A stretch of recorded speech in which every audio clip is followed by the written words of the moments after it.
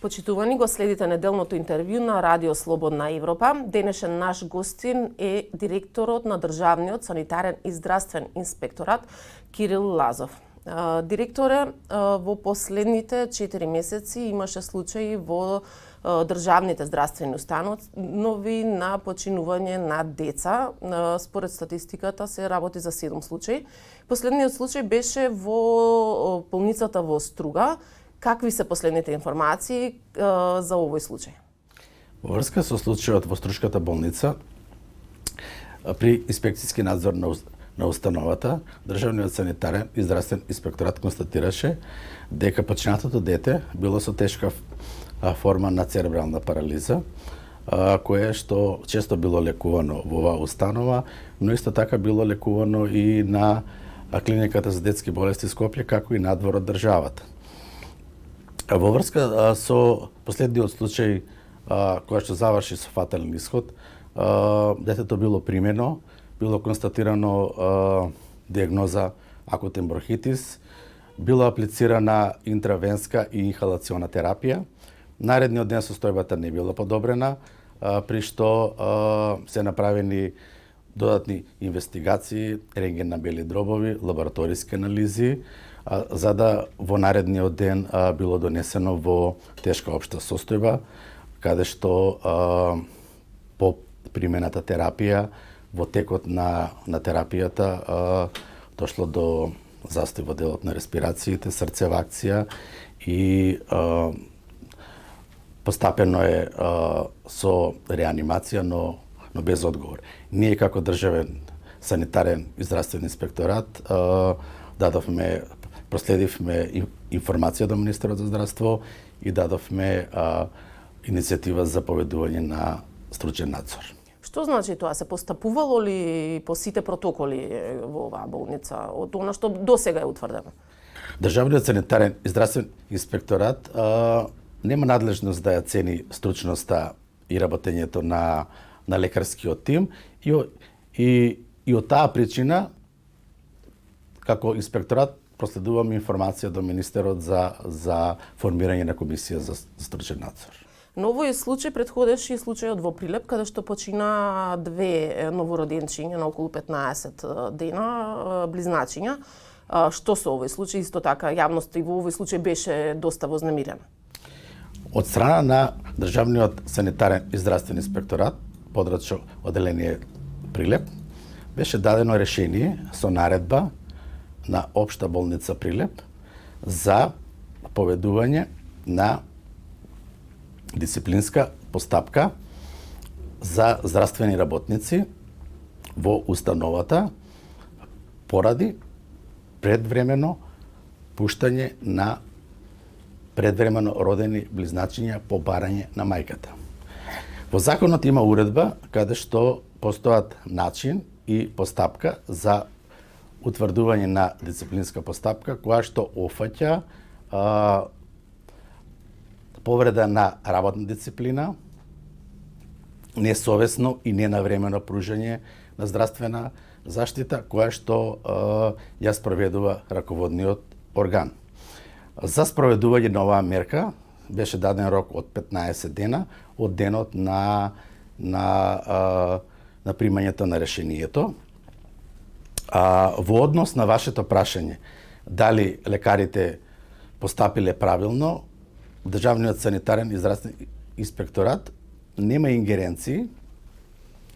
Одговор на ова прашање може да го даде дисциплинската комисија и стручниот надзор.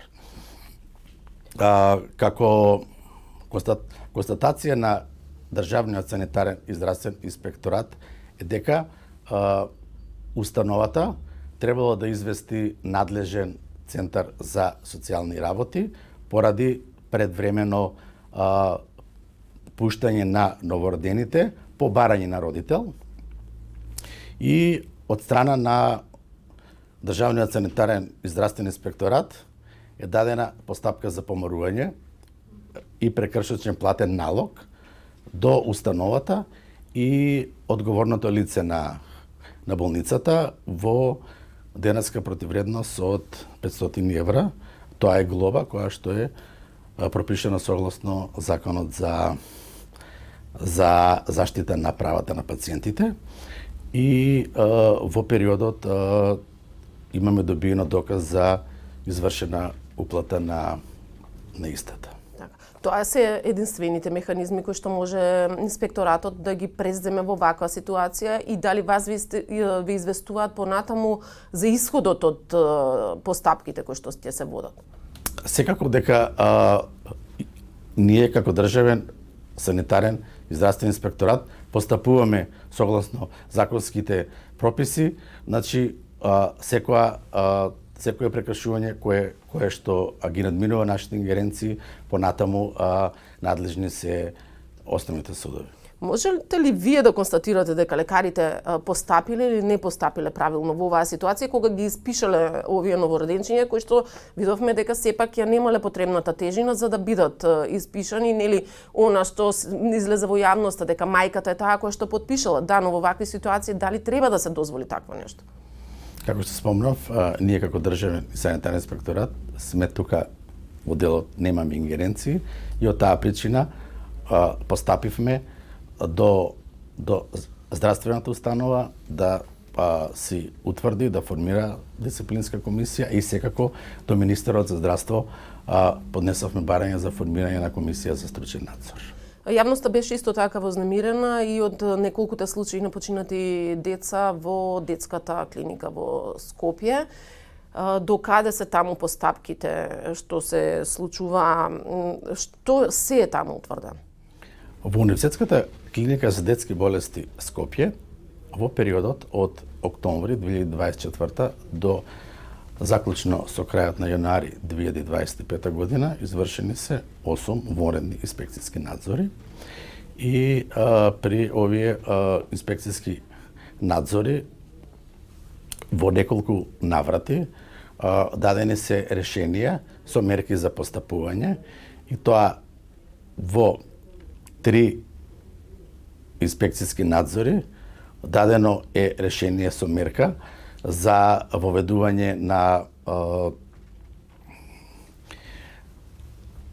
документација, план и програма за диагностика и третман на лекување на пациентите. Имавме забелешки во делот на организацијата и работата на докторите специјализанти и во делот на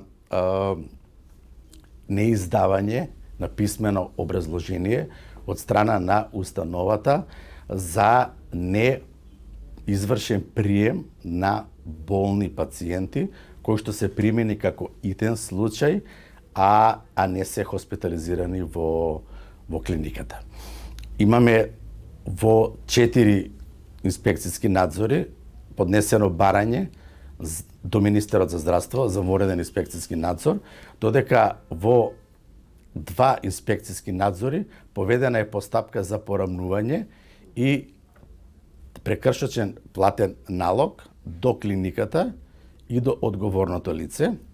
Во првиот случај тоа се однесува поради пропусти во законската регулатива и делот на работењето на докторите специјализанти, при што е изречена глоба согласно закон од 5200 евра во денарска противвредност и тоа 4000 евра за директорот на клиниката, за клиниката и 1200 евра за одговорното лице. И втор случај за неизвршен прием во болницата по итен преглед и секако неиздавање на писмено извештување зошто е оневозможен прием на пациентите согласно законските регулативи. Глобата е од 500 до 10.000 евра за клиниката и од 250 до 500 евра за одговорното лице. Она што може да кажам дека и во двата случаи не е реализирана постапката за порамнување и ние како државен санитарен и здравствен инспекторат поднесовме барање до надлежен суд за поведување на прекршочна постапка Тоа значи дека инспекторатот ќе даде болницата на суд и болницата одговорното болницата веќе поднесе барање до надлежен суд за прекршечна постапка. Луѓето имаат големи очекувања од инспекторатот, но каква е екипираноста, колку инспектори има, по региони се распоредени, но колку можат да постигнат сите овие случаи? Екипираноста на државниот санитарен и здравствен инспекторат во последно време е поразителна. Во последните години повеќе градови низ државата се оставени без здравствени инспектори. Како илустрација, имаме затворено подрачно оделение во Радовиш, подрачно оделение во Берово, подрачно оделение во Кичево, а намален е бројот на инспектори во Струмица, Штип, Охрид и Струга. Она што е исто така, да речам, поразително е и намалениот интерес кај докторите на медицина и стоматолози за работа во инспекторатот, што во иднина треба да представува наш иден предизвик. Исто така и во делот на техничката опременост и возила може веднаш постапувањето на функцијата директор констатирав дека најголемиот број на возила се постари повеќе од 10 години и со лоша техничка опременост. Каде е најкритична состојбата? Во кој инспекторат, во кој град? Каде има можеби најмногу работа, а нема доволно екипираност, нема доволно луѓе за да ја заврши? Како што спомнав, големи градови како Штип и Струмица имаат намален број инспектори со голем број на редовни инспекцијски надзори, но мој предизвик како директор во иднина е да повторно да ги отвориме потрачните оделенија во Берово, Радовиш и Штип. Колку инспектори има таму во инспекторатите? По постоечката систематизација, бројот на извршители е 112, меѓутоа кај нас во моментов работат 65 вработени, од кои 44 се инспектори, што е премала бројка. Каква е соработката на инспекторатот со Министерството за здравство со оглед на тоа што со новите измени за инспекторатите и вашиот подпад под тоа, вие сте во рамки на Министерството, односно тоа значи нема да имате самостојен буџет, нема да можете да вработувате нови луѓе без одобрение од Министерството, а од друга страна треба да ги контролирате токму здравствените установи кои што се под Министерство. До сегашната соработка со Министерството за здравство можем да кажам е на завидно ниво. Имено имаме целосна поддршка од страна на Министерот за здравство во делот на спроведувањето на инспекцијскиот надзор и ингеренциите и законските регулативи по кои што работиме. Државниот санитарен и здравствен инспекторат и во минатото бил во состав на Министерството за здравство, без собствен буџет и без самостојно да вработува.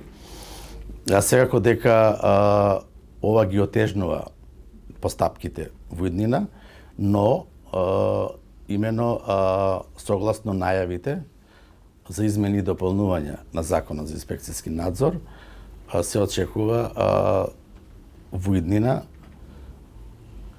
Министерот за здравство да даде одредени овластувања на раководните лица на инспекторот, во делот на носење на инспекторатот во делот на носење на одлуки и одреден буџет, со што секако би ги надминале овие проблеми.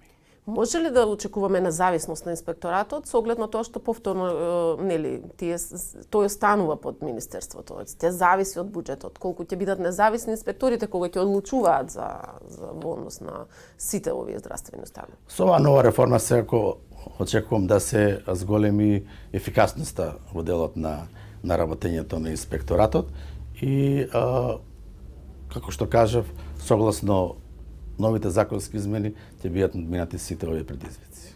Ви благодарам. Почитувани, го следевте неделното интервју на Радио Слободна Европа. До гледање.